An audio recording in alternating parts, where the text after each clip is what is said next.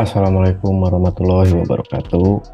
Saya Nama Rega Putra dengan NIM 1501213039 dari kelas AB 4508 ingin membahas sedikit materi mengenai Governance in Socio-Legal Studies dari mata kuliah Tata Kelola Perusahaan.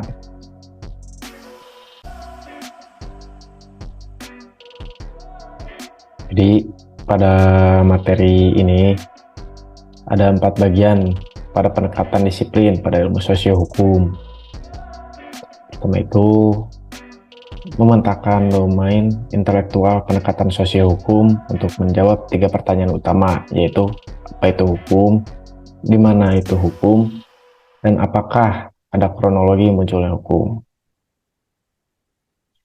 Jadi yang kedua ada berfokus pada orientasi sosio hukum untuk tata kelola dan gagasan tata kelola sebagai arus utama dengan penekanan normatif yang kuat pada aturan hukum.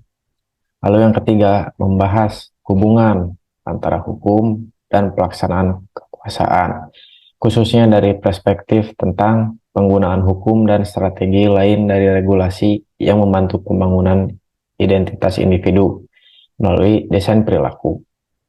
Lalu yang terakhir, yaitu yang keempat, kita akan membahas alat analisis pendekatan sosio hukum untuk analisis tata kelola yang lebih luas. Jadi mengenai yang pertama itu ada pertanyaan, apa itu hukum? Ini ada sejarah singkat dari beberapa dekade ke belakang. Jadi selama tahun 1960 sampai awal dari 1970-an, sejalan dengan tren umum yang mengkaji dampak hukum terhadap masyarakat, beberapa penelitian menunjukkan kekuasaan hukum negara untuk membentuk kembali tatanan sosial. Kata Maisel pada tahun 1968 dan Berlian 1973.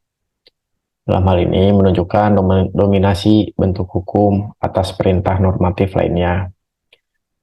Hukum juga menjadi alat untuk modernisasi di negara-negara dunia ketiga dan untuk menciptakan keadilan sosial di dunia pertama, kata Mary pada tahun 1988. Jadi selama tahun 70-an itu pandangan yang lebih hati-hati dan terbatas muncul, dan sejumlah penelitian menunjukkan batasan kapasitas hukum untuk mengubah kehidupan sosial, kata Burman dan Barrelbond pada 1979.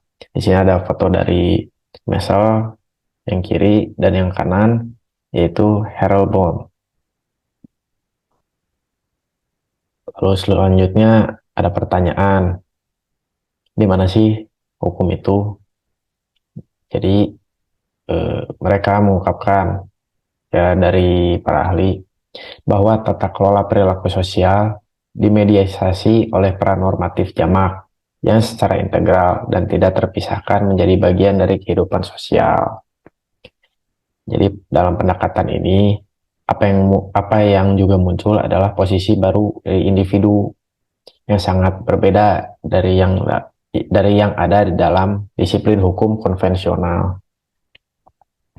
Lalu mengenai studi sosio hukum, di sini juga telah mendekati pernyataan hukum dari perspektif spasial dengan mengajukan pertanyaan di mana hukum dan di mana itu ada.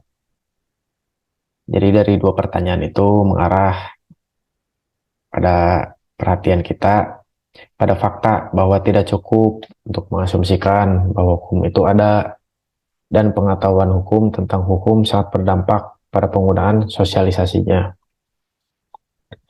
Lalu selanjutnya mengenai generalisasi deskriptif tentang fenomena hukum tetap ditentukan kecuali terikat pada wilayah tertentu. Jadi isi hukum ini tidak dapat ditentukan kecuali pada wilayah-wilayah tertentu. Lalu selanjutnya ada respon legal sosial akan good governance yang berkaitan mengenai mata kuliah tata kelola perusahaan mengenai good governance. Jadi tata kelola yang baik menyangkut pembagian optimal antara pemerintah, pasar, dan masyarakat sipil. Ini memerlukan perubahan hukum dan administratif. Semakin banyak bukti pada tahun 80-an bahwa penyesuaian struktural pada dasarnya adalah fenomena politik, kebangkitan gerakan pro-demokrasi di beberapa bagian di Amerika Latin dan Eropa Timur, dan meningkatnya minat dalam demokratisasi kekuatan-kekuatan Barat bersama-sama mengungkapkan kebutuhan untuk merumuskan pernyataan baru, yaitu hubungan antara ekonomi dan politik. Di bidang ekonomi sendiri dan tata kelola yang baik diartikulasikan dan diikat bersama oleh hukum melalui undang-undang, domain publik dan privat, dikonfigurasi ulang mendapatkan struktur yang sah, dan aturan serta prinsip ini diringkas sebagai supremasi hukum yang telah menjadi pedoman untuk kegiatan legislatif, administratif, dan yudisial. Lalu selanjutnya mengenai alat-alat analisis dalam governance.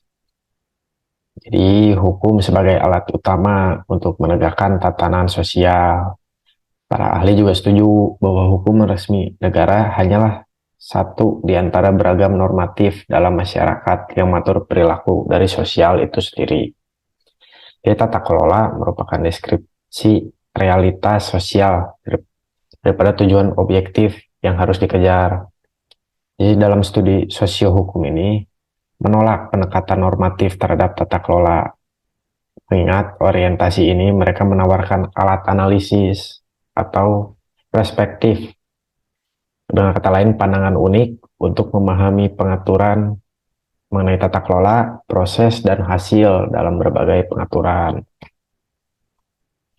Masih dalam alat-alat analisis dalam good governance.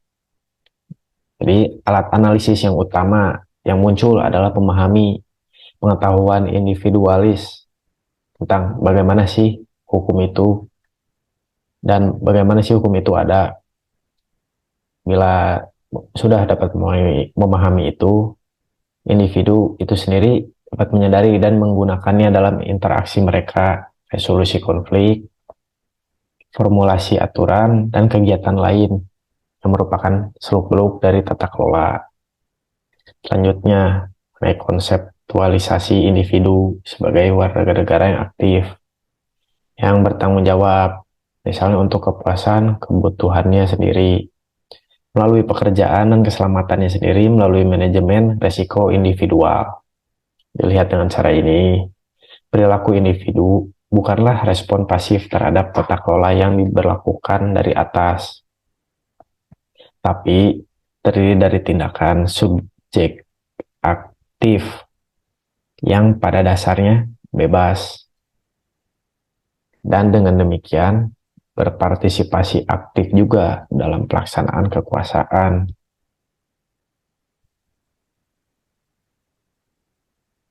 Dari alat-alat analisis tadi, ada three pillars of governance.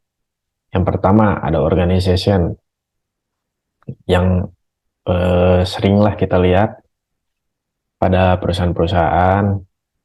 Lalu ada delegation of authority. Yang terakhir ada policies.